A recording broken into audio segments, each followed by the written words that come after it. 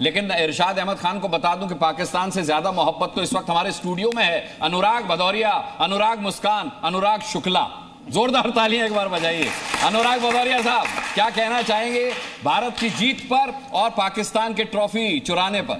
क्या बोला आपने? जब आप सबसे पहले चुराने पर, सॉरी सबसे पहले अनुराग भदौरिया को बोलने दीजिए। हाँ, देखिए ये मजाक का वक्त नहीं है जी। देखिए मैंने आपसे बोला सबसे पहले इंडिया टीम को हम लोग बधाई देते हैं। अच्छा शिवम प्लीज।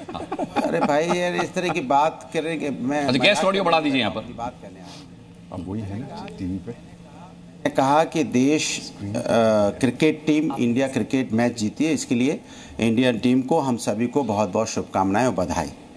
लेकिन सवाल मेरे जहन में हम सबसे बड़ा ही रहता है कि ऐसे लोगों के साथ क्यों खेलना जो लोग हमारा हमेशा नुकसान करते हैं, जो लोग हमारे 26 बहनों का सिंदूर उजाड़ दें, उनके साथ हम खेलें क्यों?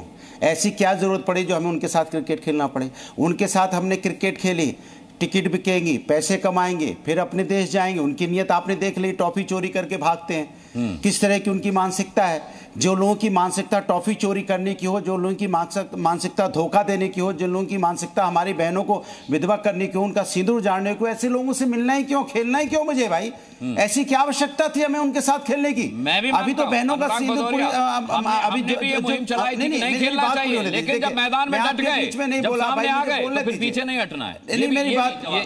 मेरी बात मेरी बात पूरी होने दीजिए। देखिए ठीक नहीं है, अगर आपको कोई एजेंडा चलाना तो चला लीजिए, लेकिन मुझे बोलने क्या एजेंडा? मैंने आपसे बोला कि भारत की जीती अनुराग भदौरिया। बोलने दो भाई, अरे बोलने तो दो मुझे भाई। आप बोलने क्यों नहीं दे रहे भाई? दिक्कत क्या है आपको? क्या समस्या है भाई? अरे भाई विपक्ष बोलना शुरू किया, आपके पेट में दर्द होने लगा। पाकिस्तानियों को है तो फिर आप बोलने दीजिए मुझे। हिंदुस्तानियों को अरे तो फिर बोलने दो ना। जैसे समस्या वही पाकिस्तानी है। हमको तो आप ही पाकिस्तानी नजर आ रहे हो जो मुझे नहीं बोलने दे रहे अपने हिंदुस्तानी। मुझे तो आप ही पाकिस्तानी नजर आ रहे हो जो हिंदुस्तानी को नहीं बोलने दे रहे भाई। गाली तो मत दीजिए अनुराग भदौरिया, थोड़ी सभ्यता के साथ रहिए। तो बोलने दो ना। अगर आप मुझे नहीं बोलने दोगे तो मैं आपको ऐसा ही समझूंगा कि एक हिंदुस्तानी को नहीं बोल रहे हैं। आप खुद को आईना दिखा रहे हैं। बोलने दो। शर्म आनी चाहिए आपको, शर्म आनी चाहिए आपको अनुराग भदौरिया, शर्म आनी चाहिए आपको कि आप हिंदुस्तान के एक राष्ट्रवादी एंकर को पाकिस्तानी बता रहे हैं। Shame on you, shame on you, समझ में आ रही है। गेट आउट ऑफ आपको शर्म आनी चाहिए। आप मेरी हिंदुस्तानी को बोलने नहीं दे रहे हो, आप एंकर के रूम में पाकिस्तानी जैसा बिहेव कर रहे हो भाई।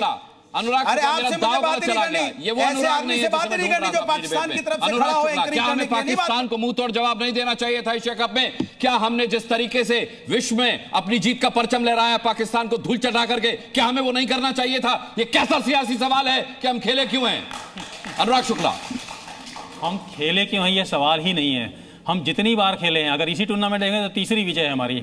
और हमारे को हर बार ये बताया जाता है कि हम पाकिस्तान की राइवल हैं। हम कहाँ से राइवल हैं? 10 में से 9 मैच तो हम जीत जाते हैं। जंग के मैदान में आओ, 5 में से 5 हम जीत जाते हैं। जहाँ जाते हैं उनके 19 से 20 विमान गिरा दिए। हर जगह तो हम लोग तरक्की कर रहे हैं, उनके आगे चल रहे हैं, और हम लोगों को कंपेयर किया जाता है पाकिस्तान से। तो इसका कोई औचित्य नहीं है। हम लोग इनसे बहुत ही आगे हैं, और जब भी मैदान में खड़े होते हैं आराम से जीत जाते हैं। बताओ, 5 विकेट और 4 बॉल बची थी, आराम से जीत गए बिना किसी टेंशन के।